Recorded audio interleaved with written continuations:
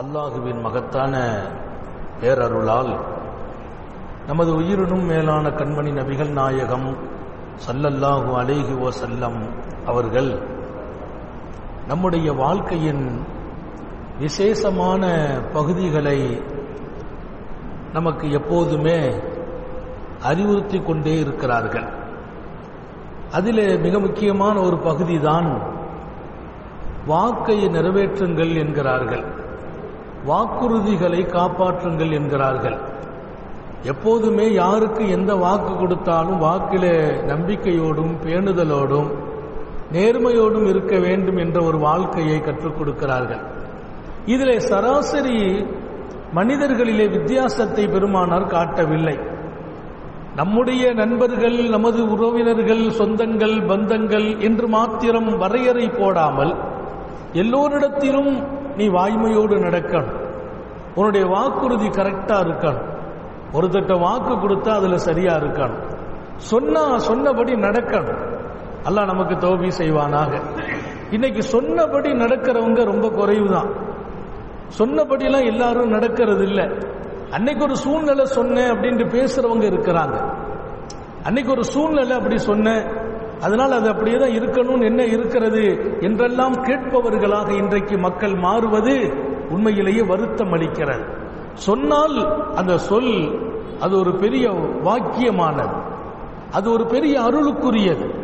நம்முடைய சொல்லை நாமே மதிக்கவில்லை என்று சொன்னால், நாம் கொடுத்த வாக்கை நாமே காப்பாற்றவில்லை என்றால் நம்முடைய பேச்சுக்கு என்ன மரியாதை? நம்முடைய பேச்சுக்கு என்ன மரியாதை? நம்முடைய பேச்சு உயிரற்றதாக போய்விடும்.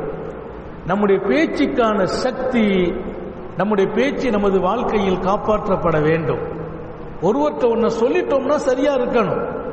நபிகள் நாயகம் ஸல்லல்லாஹு அலைஹி வஸல்லம் சிறிய விஷயத்திலிருந்து கடைபிடிக்க சொல்றாங்க. ஒருத்தர் வீட்டுக்கு அழைப்பு கொடுத்தால் கூட உனக்கு முடிஞ்சா வர்றேன்னு சொல்லு. நம்முடைய சுன்னத்துகள்ல ஒன்று, ஒரு மூமின் இன்னொரு மூமினுக்கு செய்ய வேண்டிய கடமைகளில் ஒன்று அவருடைய அழைப்புக்கு பதில் சொல்றது. அவர் நம்ம கூப்பிடுறார், வீட்டு விசேஷத்திற்காக கூப்பிடுகிறார், விருந்துக்கு கூப்பிடுகிறார், திருமணத்திற்கு கூப்பிடுகிறார். ஒரு சகோதரர் கூப்பிடும் போது நீ பதில் சொல்வது நீ செய்ய வேண்டிய கடமை என்கிறார்கள் நபிகள் நாயகம் ஸல்லல்லாஹு அலைஹி வஸல்லம். பதில் சொல்வது கடமை அப்படின்னா பதில் சொன்னா அதன்படி நடக்கணும். ஒருத்தர் கூப்பிட்டாரு, வரேன்னு சொல்லிட்டேன், கடமை நிறைவேறிட்டா. வர்றேன்னு சொன்னா போகணும். இல்லையா, இல்ல எனக்கு வாய்ப்பு இல்லை, நிஜத்தை சொல்ல வேண்டும் என்கிறார்கள் நபிகள் நாயகம் ஸல்லல்லாஹு அலைஹி வஸல்லம். ஒரு கட்டத்தில் அப்படி ஒரு உணர்த்திய போது, ஒரு பாடம் நடத்திய போது தோழர் ஒருவர் கேட்டார், நாயகமே அழைப்புக்கு பதில் சொல்ல வேண்டும், ஆனா 2 பேர் கூப்பிட்டால் என்ன செய்வதுன்னு கேட்டார். அந்த பெருமக்களுடைய உணர்வை பாருங்க. கூப்பிட்டால் பதில் சொல்லணுங்கிற இடத்துக்கு வந்துட்டாங்க, பதில் சொன்னா நிறைவேற்றணுங்கிற கட்டத்துக்கு வந்துடுறாங்க. அதை தான் பெருமானார் உலகத்தில் உண்டாக்குனாங்க. அவர் வரேன்னு சொல்லிட்டாராப்பா, வந்துடுவார். நம்ம வீட்டில் சாப்பாடுக்கு அழைப்பு கொடுத்தீங்களா, ஓகே பண்ணிட்டாரா, ஓகே பண்ணதுதான். இங்கே பெருமானார்ட்ட அவர் கேட்கிறார், 2 பேர் கூப்பிட்டால், 2 பேர் எனக்கு தாவத்து கொடுக்கறாங்க, இப்ப நான் என்ன பண்றது? ஸல்லல்லாஹு அலைஹி வஸல்லம் அழகாக சொன்னாங்க, யார் முந்தி கூப்பிட்டார்களோ இதா சபக அஹதும் ஃபல்யஜிப் அல்லதி சபக, ஃபல்யஜிப் அல்லதி சபக. பொதுவா சொல்லிட்டாங்க, 2 பேர் கூப்பிட்டால் முந்தி கூப்பிட்டவருக்கு பதில் சொல்லட்டும். யார் முந்தி கூப்பிடுறாங்களோ பதில் சொல்லிடுங்க. ஒரு முந்தி கூப்பிட்டார், அசர்ல வந்து கூப்பிட்டார், இன்னொரு இஷாவிலே வந்து கூப்பிடுகிறார். நாளையுடைய தாவத்திற்கு, நாளைய தாவத்திற்கு எங்க வீட்டில் நீங்க வரணும்னு சொன்ன முதல் மனிதர் அசரிலே, 2வது மனிதர் இஷாவிலே. அசர்ல கூப்பிட்டவருக்கு பதில் சொல். இஷாவுக்கு வரும்போது இல்லப்பா நான் முந்தி பதில் சொல்லிட்டேன். எவ்வளவு பெரிய வாழ்க்கை! அப்படி ஒரு முறைகள் பேணப்பட்டால் உணவுகள் வீணாகாது, விரயங்கள் ஏற்படாது. இன்னைக்கு எல்லாத்தையும் நம்ம வர்றேன்னு சொல்லி எல்லா வீட்லையும் நமக்காக விருந்துகள் ஏற்பாடு செய்து, கிட்டத்தட்ட ஞாயிற்றுக்கிழமை போன்ற தினங்களில் விருந்து வைபவங்கள் நடத்துபவர்களுக்கு ஏராளமான உணவுகள் வீண் விரயமாகிற காட்சிகள். காரணம், பல பேர்களுக்கு அழைப்பு தரும்போது எல்லாருமே வருகிறேன் என்று சொல்கிறோம், எல்லா வீட்லையும் வர்றேன்னு சொல்லுறோம். ஒரு வீட்டில் வர்றேன்னு சொல்றது இல்ல, கூப்பிடுற இடத்துல எல்லாம் வர்றேன்னு சொல்றது. கண்ணியமா சொல்லலாம், நான் வரணும், அடுத்த ஊருக்கு வந்துடுறேன், வாக்கு கொடுத்துட்டேன், அவங்க முந்திட்டாங்க. அந்த சாபி விடல. இதஜித்தமா தாயான் யார் ரசூலல்லாஹ், 2 பேர் கூப்பிட்டால் முந்தி கூப்பிடுகிறவருக்கு பதில் சொல்லுங்கள் என்றீர்கள். ரொம்ப ரொம்ப மகிழ்ச்சியாக இருக்கிறது. நாம கூப்பிட்டவங்களுக்கு போயிடலாம். ஆனால் 2 பேரும் சேர்ந்து வந்து கூப்பிட்டால், 2 பேரும் சேர்ந்து வர்றாங்க. அவரும் இவரும் ஒரே நேரத்தில் வருகிறார், ஒரே பைக்கில் வர்றாரு, ஒரே நேரத்தில் வர்ற, ஒரே வண்டியிலே வந்துட்டாங்க. அவர் எங்க வீட்டில் தான் சாப்பிடணுங்கிறாரு, இவர் எங்க வீட்டில் சாப்பிடணுங்கிறாரு. நான் யாருக்கு பதில் சொல்வது? இங்கே ஒரு நல்ல பாடமும் இருக்கிறது. நபிகள் நாயகம் ஸல்லல்லாஹு அலைஹி வஸல்லத்தால் வார்த்தெடுக்கப்பட்ட அந்த பெருமக்கள் பதில் சொன்னா அதன்படி நடக்கணுங்கிற அந்த வாழ்க்கைக்குள்ளே இருந்ததால் இப்படிப்பட்ட விஷயத்திற்கு கேள்வி. நம்மை போன்றவங்க எல்லாம் கேள்வி கேட்க வேண்டிய இல்லைங்கிற கட்டத்தில் நம்ம இருக்கிறோம். நம்ம நினைச்சா போலாம், இல்லைன்னா என்ன அவசியம் என்ன இருக்குது? இதுல சில பேர் அங்க என்ன சாப்பாடுன்னு கேட்டுட்டு தான் போறது. 2 வீட்டுல கூப்பிட்டு இருக்கிறாங்க, அது கொஞ்சம் பிடிச்சமான சாப்பாடுனா அங்க போயிடுறது, இது கொஞ்சம் சுமாரான சாப்பாடுனா இதை நிப்பாட்டிக்கிறது. இந்த மனோநிலையும் பல பேருக்கு இருக்கிறது. அதை மார்க்க வரவேற்கல. அங்க உள்ள சாப்பாடு நம்ம மனசுக்கு ஒத்தா அந்த வீட்டுக்கு போறது, மனசுக்கு ஒத்துக்கடல இந்த வீட்டுக்கு போறது, அது மார்க்கத்தினுடைய அளவுகோல் அல்ல. 2 பேர் அழைத்தால் முந்தி அழைத்தவருக்கு பதில் சொல்லுங்கள். பதில் சொல்வதின் நோக்கம் அங்க போயிடணும். 2 பேரும் சேர்ந்து வந்து அழைத்தால் அல்லாஹ்வுடைய தூதர் அழகான பதில் சொன்னார்கள். இதஜித்தமா தாயான் ஃபல்யஜிப் அல்லதி அக்ரபஹுமா பாபா. அப்படி 2 பேரும் ஒரே நேரத்தில் கூப்பிட்டால் ஒன்னும் பிரச்சனை இல்லை. 2 பேரில் யாருடைய வீடு உங்க வீட்டுக்கு பக்கத்தில் இருக்குமோ அந்த வீட்டுக்கு பதில் சொல்லுங்கள். யாருடைய வீடு உங்க வீட்டுக்கு பக்கத்தில் இருக்கும்? நம்ம அங்க இருக்கிறோம், பக்கத்து தெருவில் கூப்பிடுறாங்க, இன்னொன்னு ஒரு 5 தெருவுக்கு அப்பால் கூப்பிடுறாங்க. ஒருவர் இங்கே இருந்து கூப்பிடுகிறார், இன்னொரு அடுத்த மொஹல்லாக்காரர் வந்து அழைக்கிறார். உன் மொஹல்லாவுக்கு பதில் சொல், உன் பக்கத்து வீட்டுக்கு பதில் சொல். பக்கத்து வீடுன்னு சொன்னா இங்கிருந்து நம்ம கூப்பிட்ட 2 பேரை வைத்து அளந்து பார்க்கிறோம். இவர் கொஞ்சம் பக்கத்தில் இருக்கிறார், அவர் தூரமா இருக்கிறார். 2 பேரும் ஒரே நேரத்தில் தான் கூப்பிட்டாங்க, பிரச்சனை இல்லை. மார்க்கம் சொல்கிற வழிப்பா, நான் உங்க வீட்டுக்கு வந்துடுறேன், அவர் வருத்தப்பட மாட்டார். என்ன 2 பேரும் ஒன்னா தானே கூப்பிட்டோம், அப்ப என்ன புறக்கணிக்கிறீங்களா? உங்களை புறக்கணிக்கல, இவர் வீடு பக்கத்தில் இருக்குது, உங்க வீடு தூரத்தில் இருக்குது, தூரத்திலிருந்து வரமாட்டீங்களா? அப்படி பதில் சொன்னார்கள் நபிகள் நாயகம். பெருமானாருடைய ஹதீஸ்ங்கிற போது கட்டுப்பட்டுருவாங்க. ஹஜ்ரத் முஆவியா ரலியல்லாஹு தஆலா அன்ஹு அவங்க ரோம் நாட்டை நோக்கி ஒரு படை எடுத்துட்டு போறாங்க. ரோம் நாட்டை நோக்கி ஒரு பயணம். சையதுனா முஆவியா அன்றைக்கு அவர் ஆட்சி பீடத்தினுடைய தலைவர், நாட்டினுடைய ஜனாதிபதி. அவங்க எந்த ஏரியாவுக்கு போறாங்களோ அந்த ஏரியாவிலே ஒருவர் புறப்பட்டு வந்து நின்று சப்தமிட்டு சொன்னார். ஒருவர் நின்று சத்தமிட்டு சொன்னார், அல்லாஹு அக்பர், அல்லாஹு அக்பர், வஃபா லா கதர், அல்லாஹு அக்பர், அல்லாஹு அக்பர், வஃபா லா கதர். சத்தம் போடுகிறார். முஆவியாவுடைய படை நின்று போச்சு. அவர் சொன்னார், அல்லாஹு அக்பர், அல்லாஹ் மிகப்பெரியவன், நமக்குள்ளே ஒப்பந்தம் இருக்கிறது, இந்த உங்களுக்கும் எங்களுக்கும் மத்தியிலே ஒப்பந்தம் இருக்கிறது, அந்த ஒப்பந்தம் நிறைவேற்றப்படும். நம்ம 2 பேருக்குள்ள ஒப்பந்தம் செய்திருக்கிறோம், அந்த ஒப்பந்தம் நிறைவேற்றப்படும். லா கதர், இந்த ஒப்பந்தம் முறியடிக்கப்படாது, மோசடி நடக்காது என்று சொன்னார். சொல்லிவிட்டு ஹஜ்ரத் முஆவியா கேட்கிறார், என்ன சொல்கிறீர்கள் என்று கேட்டார். அதற்கு அவர் சொன்னார், கண்மணி நாயகம் ஸல்லல்லாஹு அலைஹி வஸல்லம், எந்த 2 கூட்டத்திற்கு இடையே வாக்குறுதி இருக்குமோ, ஒப்பந்தம் இருக்குமோ, 2 கூட்டத்துக்கு மத்தியிலே நமக்குள்ள இணக்கமா போகணுங்கிற மாதிரி ஒரு உடன்படிக்கை செய்திருப்பார்களோ, உடன்படிக்கையை முறிக்காத வரையிலும் அந்த கூட்டத்தோடு போர் செய்யக்கூடாது என்கிறார்கள் நபிகள் நாயகம் ஸல்லல்லாஹு அலைஹி வஸல்லம். நம்ம கூட அவங்க ஒப்பந்தம் செய்திருக்கிறாங்க, நம்ம 2 பேரும் ஒத்து போகணும்னு சொல்லி முடிவு எடுத்திருக்கிறாங்க. அப்படி முடிவு எடுத்துட்டு அந்த முடிவுல மாற்றமா நடந்தா நீங்க அவங்களை எதிர்க்கலாம். அந்த ஒப்பந்தத்தை காப்பாற்றுகிற போது அந்த கூட்டத்தை எதிர்த்து போருக்கு வரக்கூடாது என்று இருக்கிறார்கள் நபிகள் நாயகம். என்று சொன்ன மாத்திரத்தில் நாங்கள் நிறைவேற்றுவோம், இந்த ஒப்பந்தம் இங்கே பாதுகாக்கப்படும், நமக்கிடையே இணக்கம் பாதுகாக்கப்படும், இணக்கம் நீடிக்கும், இங்கே எந்த காலத்திலும் மோசடி நடக்காது என்று ஒருவர் அறிவித்த போது முஆவியா, ஹஜ்ரத் முஆவியா, பெருமானாருடைய ஹதீஸ் அப்படி இருந்தால் திரும்புங்கள் என்கிறார்கள். முஆவியா திரும்பினார்கள், அவர்களுடன் வந்தவர்களும் திரும்புகிறார்கள். நீங்கள் சிந்திக்க வேண்டும், போர் தவிர்க்கப்பட்டுச்சு, போர் நிறுத்தப்பட்டுச்சு. எதனால? பெருமானார் சொல்லிட்டாங்க, ரெண்டு பேருக்கு மத்தியில் இணக்கம் ஏற்பட்டு ஒரு ஒப்பந்தம் நடந்திருக்குமையானால் அந்த ஒப்பந்தத்தை முறித்து விடாதீர்கள். வாக்க முறிப்பதோ ஒப்பந்தங்களை முறிப்பதோ முடிவு செய்யப்பட்ட முடிவில் இருந்து பின்வாங்குவதோ அது மார்க்கம் வரவேற்கிற ஒரு விஷயம் அல்ல. அங்கே போரை தவிர்க்கிறார்கள் முஆவியா. பெருமானார் அப்படி சொல்லியிருந்தால் திருப்பி விடுவோம், இவங்க ஒப்பந்தத்தை காப்பாற்றுறோம் சொல்லிட்டாங்க. இவங்க எல்லாரும் என்ன சொல்லிட்டாங்க? வஃபா லா கதர், ஒப்பந்தத்தை நாம் காப்பாற்றுவோம், லா கதர், மோசடி இல்லை, ஒப்பந்தத்தை முறிக்க மாட்டோம் சொல்லிட்டாங்க. அப்ப இனிமே நம்ம அந்த இடத்துல போர் செய்யறதோ அவர்களோடு எதிர்ப்பதோ அது முறையில்லை என்று வெளியே வருகிறார்கள் சையதுனா முஆவியா. அங்கே பிரச்சனை நீக்கப்பட்டுச்சு, சண்டை இல்லை. நான் உங்களுடைய நினைவுக்கு சொல்வதெல்லாம் ஹாத்தமுன் நபியின் ஸல்லல்லாஹு அலைஹி வஸல்லம் எப்படிப்பட்ட வாழ்க்கையை கற்றுக் கொடுக்கிறார்களோ அந்த வாழ்க்கையை மிகப்பெரிய இடத்திலும் சஹாபிகள் எடுத்துக்கிட்டாங்க. அப்போ ஒரு பிரச்சனைக்குரிய இடம் தான், டென்ஷனான நேரம், போர்க்களங்கிறது. அந்த இடத்துல கூட ஒப்பந்தத்தை முறிக்க கூடாது. நீங்க ஒரு விஷயத்தை நாங்க சொல்லி ஆகணும். பெருமானார் ஸல்லல்லாஹு அலைஹி வஸல்லம் அவங்க மக்காவாசிகளோட ஒரு ஒப்பந்தம் உதைபியான்ற பெயரால் நடந்தது. உதைபியா உடன்படிக்கை வரலாற்றிலே பிரசித்தி பெற்ற உடன்படிக்கை. ஆனால் அது ஒரு தரபட்சமான உடன்படிக்கை.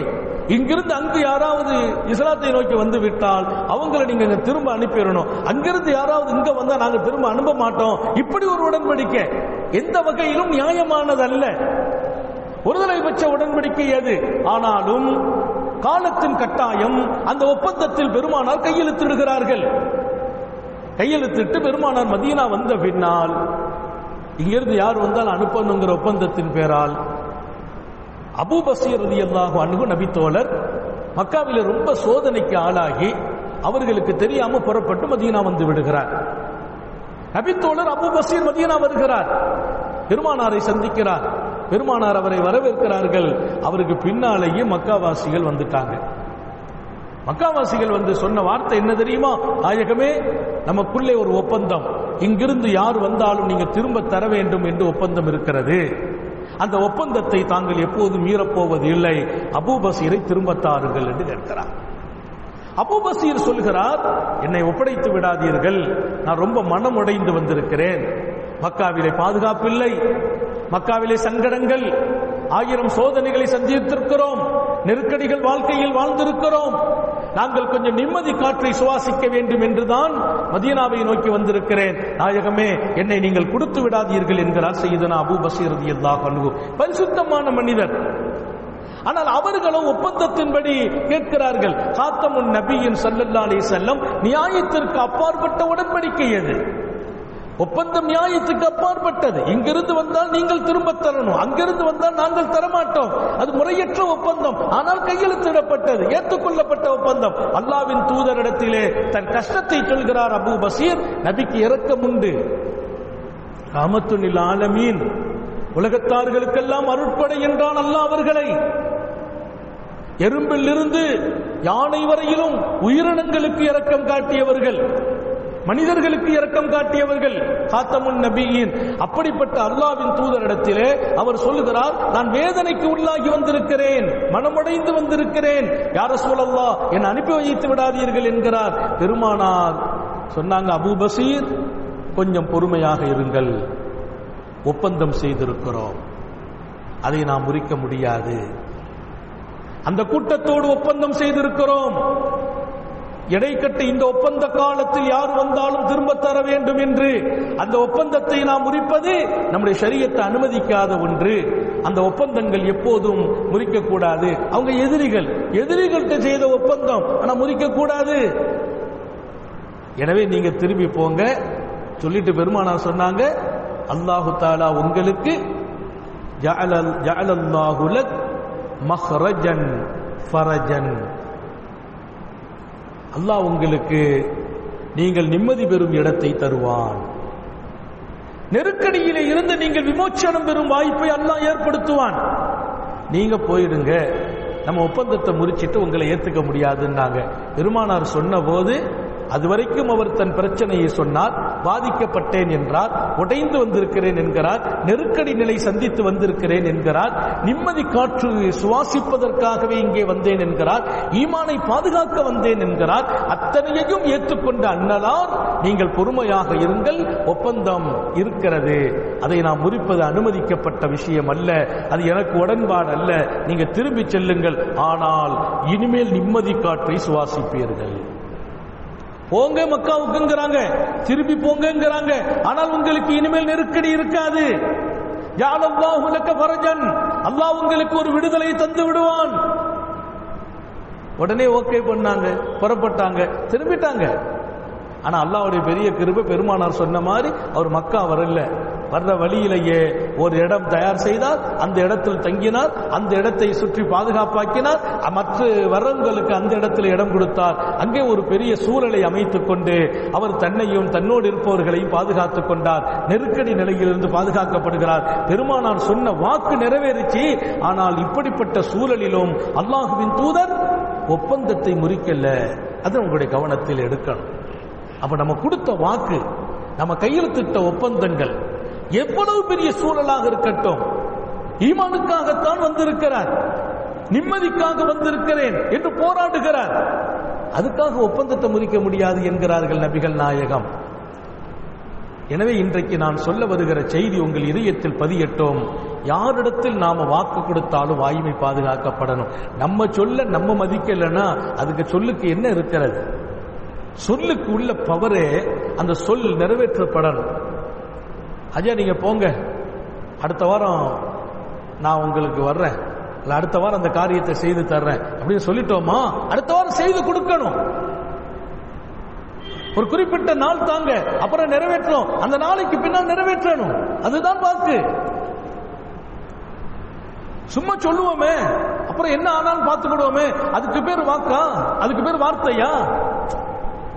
வார்த்தைக்கு ஒரு சக்தி, அந்த சக்தி என்றைக்கும் நிறைவேற்றப்படணும். ஹஜ்ரத் பெருமானார் ஸல்லல்லாஹு அலைஹி வஸல்லத்துடைய வாழ்க்கை நெடுக நீங்கள் பார்த்தால், நபி பெருமானார் ஸல்லல்லாஹு அலைஹி வஸல்லம் அவர்கள் உலகத்தில் மிகப்பெரிய இடத்தை வகித்துக் கொண்டதற்கு அவர்கள் வாழ்க்கையில் ஒரு வார்த்தையை கூட அவங்க சொல்லி காப்பாற்றாமல் இல்லை. எப்படிப்பட்ட சூழலில் அன்னலார் எதை சொன்னாலும் அந்த சொல்ல ரொம்ப பெரிய அளவில் பாதுகாத்திருக்காங்க. இன்னைக்கு இந்த சமுதாயத்தில் இப்படிப்பட்ட ஒரு வாழ்க்கை இருக்கணும். நான் எல்லாத்தையும் கேட்டுக்கிறேன். நம்ம மனைவிட்ட கொடுத்தாலும் அந்த வாக்கை காப்பாற்றத்தான் செய்யணும். பிள்ளைகளுக்கு தானே கொடுத்தோம், காப்பாற்றணும். நம்ம பிள்ளைங்க வெளியூர்ல இருக்கிற போது பிள்ளைங்க தொலைபேசியில தொடர்பு கொண்டு அப்பா அந்த பொருள் வாங்கிட்டு வாங்கம்பாங்க. வாங்கிட்டு வாங்கன்னு சொன்னா நான் உடனே சொல்வேன், சூழ்நிலையை பார்த்துட்டு வாங்கிட்டு வர்றோமான்னு சொல்வேன். ஆனா பிள்ளைங்களுக்கு தெரியும் அந்த அந்த என்ன பதில் எதிர்பார்க்கிறாங்க. இல்ல நீங்க இன்ஷா அல்லாஹ்னு சொல்லுங்க பாப்பேன். இன்ஷா அல்லாஹ் யாருக்கு? திருநெல்வேலிக்கு அல்வாவா? இந்த வாப்பா தான் அலிமுசா தானே, வாப்புக்கு இன்ஷா அல்லாஹ்னு பிள்ளைங்க சொல்லி கொடுக்கணுமா? அதல்ல. பிள்ளைங்க விளங்குறாங்க. நீங்க இன்ஷா அல்லாஹ் வாங்கிட்டு வருவேன்னு சொல்லுங்க. சூழ்நிலையை பார்த்துக்கிறோமா, இன்ஷா அல்லாஹ் வாங்கிட்டு வரேன்னு சொல்லுங்க. எதுக்கு? நம்ம வாங்கிட்டு வரேன்னு சொல்லிட்டால் எப்படிப்பட்ட சூழலிலும் வாங்கிட்டு வந்துருவோம். காலையில் எழுந்திருச்சு எங்கேயாவது போய் சுத்தி எடுத்து, இல்லைன்னா நம்ம நிம்மதியா லாட்சியில் உட்காந்து பயானம் முடிச்சுட்டு படுத்துட்டு எஞ்சி வந்துருவோம். அது பிள்ளைங்க விளங்குறாங்க. பாப்பாட்ட இருந்து வார்த்தையை வாங்கணுங்கிறாங்க. அப்ப நீங்க கட்டாயம் வாங்கிட்டு வரணும். இன்ஷா அல்லாஹ் வாங்கிட்டு வரேன்னு சொல்லுங்க. சரிம்மா இன்ஷா அல்லாஹ் வாங்கிட்டு வர்றேன். நம்பிக்கையோடு இருப்பாங்க. காலையில வரும்போது பொருளோட தான் வர்றது. பிள்ளைங்கள்ட்ட கொடுக்கிற வாக்கும் கூட பேணப்படணும். நம்ம பிள்ளைங்க வாக்கு காப்பாற்றுற வாழ்க்கைக்கு வந்துருவாங்க. சொல்ல பேர்னா பிள்ளைங்க சொல்ல பேணுவாங்க. மனைவிட்ட தான் நம்ம சொல்ல நிறைவேற்றணும். அல்லாஹ் இதற்கு கிஃப்ட் என்ன தெரியுமா? அவ்வு பிஅஹதி ஊவி பிஅஹதிக்கும். அல்லாஹ் நான் கொடுத்த வாக்கை நீ நிறைவேற்று, என்கிட்ட எடுத்த ஒப்பந்தத்தை நிறைவேற்று. அல்லாஹ் சொல்றான், நான் உங்க ஒப்பந்தம் எடுத்திருக்கேன், இப்படி நடக்கணும், அப்படி நட, இப்படி தொழணும், அப்படி தொழுதுரு, இந்த கடமை நிறைவேற்று, அந்த கடமை நீ நிறைவேற்று, என்னிடத்தில் எடுத்த வாக்குறுதியை நீ காப்பாற்று. என்ன பதில் தெரியுமா? ஊவி பிஅஹதிக்கும், உங்களுடைய வாக்கை நான் நிறைவேற்றுறேங்கிறான் அல்லாஹ். உனக்கு நான் கொடுத்த வாக்கை நிறைவேற்றுறேன், நீ என் வாக்கை நிறைவேற்று, உனக்கு நான் கொடுத்த வாக்கை நிறைவேற்றுறேன். என்னமெல்லாம் தருவேன்னு சொல்லியிருக்கேன், தந்துடுவேன். உன்னை நிம்மதியாக்குவேன், ஆக்கிடுவேன். உனக்கு அதை கொடுப்பேன், இதை கொடுப்பேன், சொர்க்கம் வரைக்கும் உன்னை கொண்டு சேர்த்துருவேன். நான் கொடுத்த வாக்கை நான் நிறைவேற்றுறேன். அல்லாஹ் தன்னை அறிமுகப்படுத்துவான் குர்ஆனிலே, இன்னல்லாஹ் லா யுக்லிபுல் மிஆத். அல்லாஹ் வாக்கை என்னைக்கும் மாறு செய்ய மாட்டான். அவன் சொல்லியா தெரியணும், படைத்தவனா மாறு செய்ய போறான்? ஏன் விளக்கி சொல்கிறான்? ஏன் ஓப்பனா சொல்கிறான், தெளிவா சொல்கிறான்? நீங்கள் புரிந்து கொள்ளுங்கள், வாக்கு மாறு செய்வது ஒரு நல்ல மனிதனின் அடையாளம் அல்ல. சொல்லு ஒண்ணு செயல் ஒண்ணுன்னா அவங்க எல்லாம் புனித மனிதர்கள் இல்ல. இன்னும் சொல்ல போன சரியான மனிதர்களும் இல்ல. இன்னைக்கு நிறைய பேருக்கு சொல்லுக்கும் செயலுக்கும் சம்பந்தமே கிடையாது.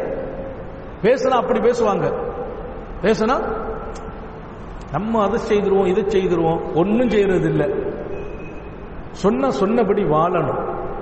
இன்னைக்கு தர்றன்னா தந்துடணும், இன்னைக்கு நடக்கும்னா நடக்க வைக்கணும். அதுதான் உயர்ந்த மனிதர்களின் அடையாளம். அந்த வாழ்க்கையை கற்றுக் கொடுத்தவர்கள் காரூணிய சீலர். இன்னொரு பக்கம் ஈமான் உடையவர்களின் அடையாளம். மூமின்கள் வாக்கை காப்பாற்றுவார்கள் என்றுதான் ஹதீஸும் அல்லாஹுவின் வசனமும் இருக்கும். திருக்குர்ஆன் சொல்லும் செய்தியும் நபி பெருமானார் சொல்லும் செய்தியும் ஈமானின் அடையாளம் என்று வாக்கை நிறைவேற்றுவதை சொல்லித் தருவதை பார்க்கிறோம். அப்ப வாக்கை காப்பாற்றுறது ஈமானுடைய அடையாளம். இன்னொன்று மன நிம்மதிக்கு வகை செய்யும். வாக்கை காப்பாத்திட்டோமா அல்லாஹ் நம்மை நிம்மதியான வாழ்க்கையில கொண்டு உட்கார வச்சிடறான். இந்த பெருமானாருடைய ரகசிய காப்பாளராக உதைபத் இப்னுல் யமானி இருக்கிறார். உதைபத் இப்னுல் யமானி ரகசிய காப்பாளர், பெருமானாருடைய அந்தரங்க செக்ரட்டரி. அவர்கிட்ட தான் ரகசிய செய்திகள் எல்லாம் பாதுகாக்கப்பட்டிருக்கும். நபி பெருமானாருடைய அந்தரங்க செயலாளராக இருந்த உதைபத் இப்னுல் யமானி எத்தனை பெரிய மனிதர்! அவர் பத்ர்ல கலந்துக்கிடல. பத்ர் யுத்தத்தில் அங்கதான் இருக்கிறாரா, கலக்கல்ல. வரலாறு குறிப்பிட்டு சொல்லுகிற வைர வதிகளால் பதித்த ஒரு செய்தி. நபி பெருமானார் ஸல்லல்லாஹு அலைஹி வஸல்லம் இடத்திலே வருகிறார். பத்ர் நேரத்திலே உதைபத் இப்னுல் யமான் சொன்னார், நாயகமே, பத்ர்ல கலக்கணுங்கிற ஆசை ரொம்ப இருக்குது, ஆர்வம் இருக்குது. தங்களை அனுப்பிவிட்டு நான் எப்படி இங்க இருக்கிறது? ஆனா நான் ஊர்ல இருந்து கிளம்பி வந்த போது நானும் அபி அசீலும் வந்தோம். அபி அசீல் இன்னொரு தோழர், நாங்க 2 பேரும் வந்த போது அகதனா குஃபார் குரைஷ், எங்களை மக்காவினுடைய எதிரிகள் பிடிச்சிட்டாங்க. நாங்கள் 2 பேரும் புறப்பட்டு வந்த போது எங்களை மக்காவின் எதிரிகள் பிடிச்சாங்க. கேட்டாங்க, அத்துரீது முஹம்மதா, முஹம்மதை பார்க்க போறீங்களான்னு கேட்டாங்க. எங்க போறீங்க? முஹம்மது ஸல்லல்லாஹு அலைஹி வஸல்லத்தை பார்க்கறதுக்கான்னு கேட்டாங்க. நாங்க சொன்னோம், நுரீதுல் மதீனா, நாங்க மதீனாவுக்கு போறோம்னு சொன்னோம். அவங்க கேட்டது முஹம்மதா, முஹம்மதை பார்க்க போறீங்களா? இல்ல நாங்க மதீனாவுக்கு போறோம்னு. அப்போ உடனே அவங்க சொன்னா, நீ மதீனாவுக்கு போறதா இருந்தா நாங்க அனுமதிக்கிறோம், போங்க.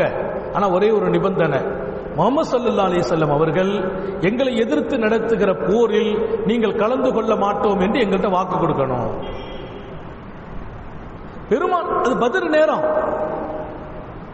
பெருமானார் ஸல்லல்லாஹு அலைஹி வஸல்லத்தோடு அல்லாஹ் நுகாத்திலு மா முஹம்மது ஸல்லல்லாஹு அலைஹி வஸல்லம், அல்லாஹ் நுகாத்திலா, நாங்கள் நபியோடு போர் செய்ய வரமாட்டோம். இந்த போர்ல எல்லா போருக்கும் இந்த பொருந்தாது. இப்ப போர் நடக்கிற நேரம், இந்த போர்ல நபியோடு நாங்க கலந்துக்கிற மாட்டோம், நபியோடு போருக்கு வர மாட்டோம், நீங்க ஒப்பந்தம் செய்தாங்க, வாக்கு கொடுங்க. 2 பேரும் யோசிக்கிறாங்க. அதெல்லாம் முடியாது அப்படின்னா பிடிச்சி உங்க போட்டுருவாங்க. மதீனாவுக்கு வர முடியாது, மதீனாவுக்கு வர முடியாது, நபியை சந்திக்கணும், மதீனாவுக்கு வந்து ஆகணும். உதைபத் இப்னுல் யமானி ரலியல்லாஹு அன்ஹு சொல்கிறார், நாங்கள் நாயகமே போருக்கு வரணுங்கிற ஆவல் இருக்குது, ஆசை இருக்குது. ஆனால் இப்படி ஒரு நிர்பந்தத்தில் மாட்டிய போது அவங்க சொன்னாங்க, நபியோடு நீங்கள் போருக்கு வரமாட்டோம், முஹம்மது ஸல்லல்லாஹு அலைஹி வஸல்லத்தோடு நாங்கள் களமிறங்க மாட்டோம் இந்த களத்திலே என்று நீங்கள் வாக்களிப்பீர்களா? எங்களிடத்தில் ஒப்பந்தம் செய்து தருவீர்களா? உங்களை நாங்க மதீனாவுக்கு அனுமதிக்கிறோம். நாங்க ஒப்பந்தம் செய்து தந்துட்டோம், ஒப்பந்தம் செய்து கொடுத்துட்டோம், நாங்க போர்ல வந்து கலக்க மாட்டோம்னு சொல்லிட்டோம். இப்ப நான் என்ன செய்யறது நாயகமே? அவங்க எதிரிகள் தானே, நான் அந்த ஒப்பந்தத்தை மீறி போருக்கு வந்துடவா அல்லது நான் என்ன செய்யலாம்? இன்சரிஃபா, நாங்க பெருமானார், நீங்க திரும்பி வீட்டுக்கு போயிடுங்கன்றான். வீட்டுக்கு போங்க. நல்ல கவனித்து பாருங்கள், சொற்ப மனிதர்களால் நடந்த போர் பத்ர் போர். ஆள் தேவை, பத்ருக்கு ஆள் தேவை. ரொம்ப கம்மியான மனிதர்கள், நபித்தோழர்கள். ஹஜ்ரத் உதைபத் இப்னு யமான் போன்ற மிகப்பெரிய வீரர்கள் தேவைப்படுகிறார்கள்.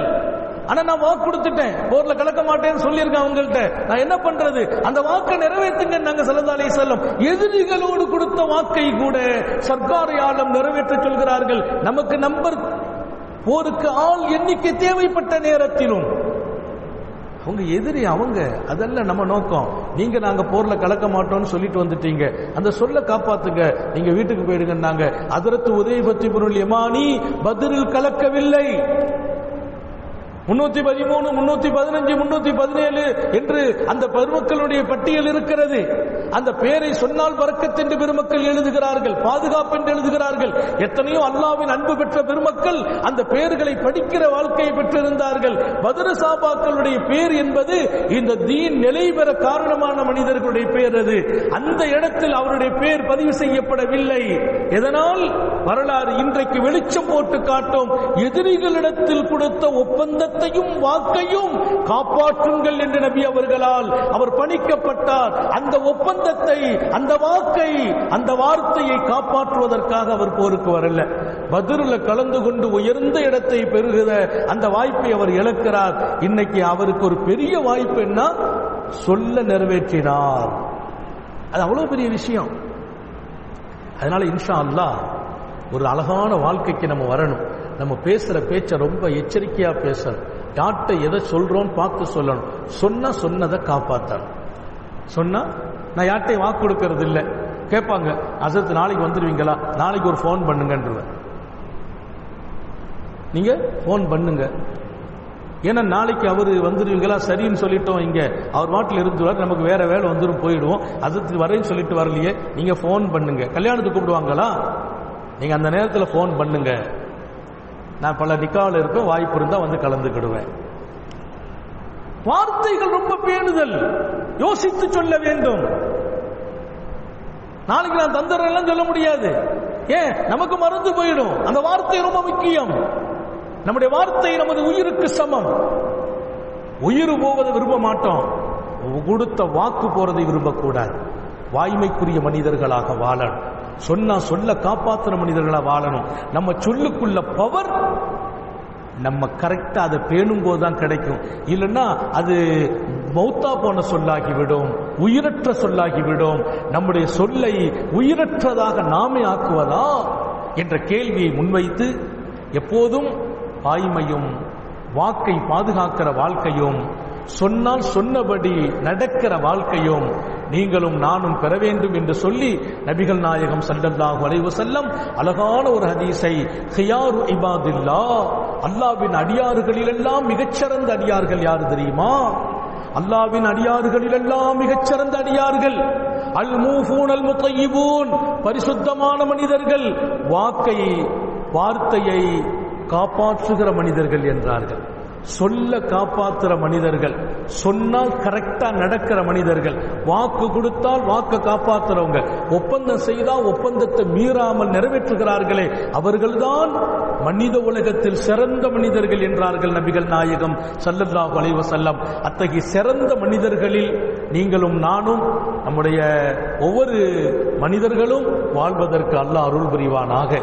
சோதனைகளில் இருந்து பாதுகாப்பானாக, நெருக்கடிகளில் இருந்து பாதுகாப்பானாக, கெட்ட முடிவில் இருந்து பாதுகாப்பானாக, மூச்சு நிற்கும் வரையிலும் முடங்கி விடாமல் பாதுகாப்பானாக, ஆஸ்பத்திரி வாழ்க்கையில் இருந்தும் அதன் செலவு சிரமங்களிலிருந்தும் பாதுகாப்பானாக. உலக அளவில் கொரோனா வைரஸ் 2ஆம் அலை பரவி விடாமல் தடுத்து நிறுத்துவானாக. குறிப்பாக இந்திய திருநாட்டில் அந்த அலை இன்னும் அதிகரித்து விடாமல் பாதுகாப்பானாக. இது போன்ற லாக்டவுன்கள் தொடராமலும் அல்லாஹ் நிம்மதி மூச்சை சுவாசிக்க தௌஃபீக் செய்வானாக. நமது மஸ்ஜிதுகள் எப்போதும் திறக்கப்படுவதற்கு வணக்க ஸ்தலங்கள் என்றைக்கும் அதனுடைய பிரார்த்தனைகள் தான் நாட்டை நிம்மதிப்படுத்துகிறது, சோதனைக்கு விடுதலை வழங்குகிறது, நோயிலிருந்து பாதுகாப்பு தருகிறது. மக்கள் வணங்குவதும் வழிபடுவதும் ஒரு பெரிய நியாமத். அந்த நியாமத்துகள் தடைபடுவதற்கு இது போன்ற வைரசுகள் பரவி விடாமல், அந்த நியாமத்துகள் தடைபடாமல் அந்த வாசல்களை அல்லாஹ் திறக்கச் செய்வானாக. ரமலானின் அடுத்தடுத்த நாட்களை இன்னும் பிரகாசமாக அல்லாஹ் ஆக்கி வைப்பானாக. நம்மில் யாருக்கும் அது போன்ற சோதனை வந்து விடாமல் பாதுகாப்பானாக. நீண்ட நெடிய நாட்கள் நோய் நொடிகள் இல்லாமல் உடல் ஆரோக்கியத்தோடு மன நிறைவோடு இன்பத்தோடு அல்லாஹுவை நின்று வணங்கி வழிபட்டு வாழும் நசீபையும் பாக்கியத்தையும் எல்லாம் அல்ல அல்லாஹ் உங்களுக்கும் எனக்கும், நம்மை ஈன்றெடுத்த தாய் தந்தையர்களுக்கும், நமது மனைவி மக்கள் உற்றார் உறவினர் யாவருக்கும் கொடுத்தருள் புரிவானாக. நமது உயிரினும் மேலான கண்மணி நபிகள் நாயகம் ஸல்லல்லாஹு அலைஹி வஸல்லம் அவர்களை கனவிலும் நனவிலும் கண்டுகளிக்கும் பெரும் பாக்கியத்தை அல்லாஹ் நம் எல்லோருக்கும் கொடுத்தருள் புரிவானாக என்ற நல்ல துஆக்களோடு உங்கள் எல்லோருடைய துஆவையும் ஆதரவைத்து என் வார்த்தைகளை நிறைவுபடுத்துகிறேன். வாஹிரு தஅவானா அனில் ஹம்துலில்லாஹி ரப்பில் ஆலமீன். அஸ்ஸலாமு அலைக்கும் வரஹ்மத்துல்லாஹி.